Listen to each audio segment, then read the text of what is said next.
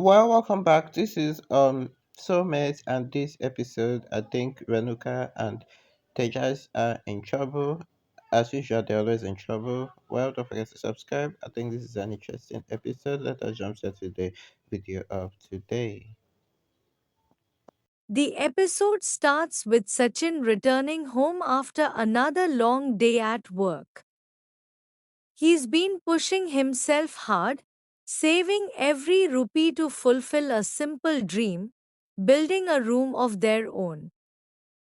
Exhausted, he quietly asks Sayali for a cup of tea. Seeing the toll it's taken on him, Sayali skips the tea and gently sits beside him, offering a leg massage instead. Her silent gesture says more than words ever could. Elsewhere, Tejas is beaming with joy after making a decent profit. He dials Roshni, unable to contain his excitement, and shares news of a big order that just came through. Roshni's face lights up. She praises his sharp thinking and encourages him to keep going. Maybe their little business dream is finally taking shape. A group of men posing as CID officers walk into Tejas' showroom and begin grilling him about a recent cash transaction. Tejas, still high on hope, admits to selling expensive electronic goods for cash, only to realize too late that it was all black money. The so called officers seize the cash, label it counterfeit, and leave after giving him a harsh warning about dealing in shady transactions.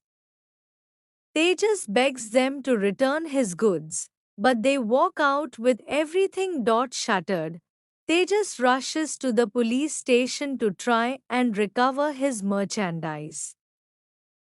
But the truth hits hard, those weren't real officers. They were conmen. The police inspector scolds Tejas for being so gullible despite being well educated.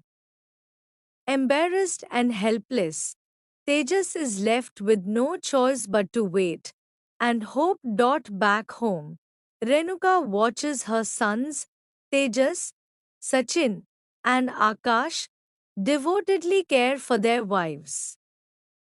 Instead of feeling proud, she is consumed by bitterness.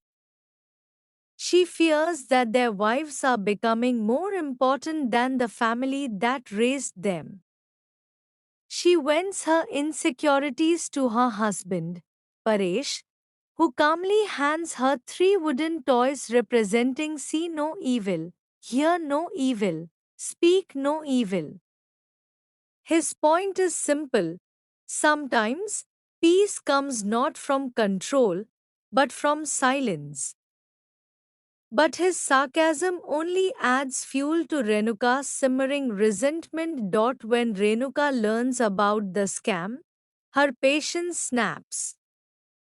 She slaps Tejas repeatedly, her heartbreak spilling out as rage.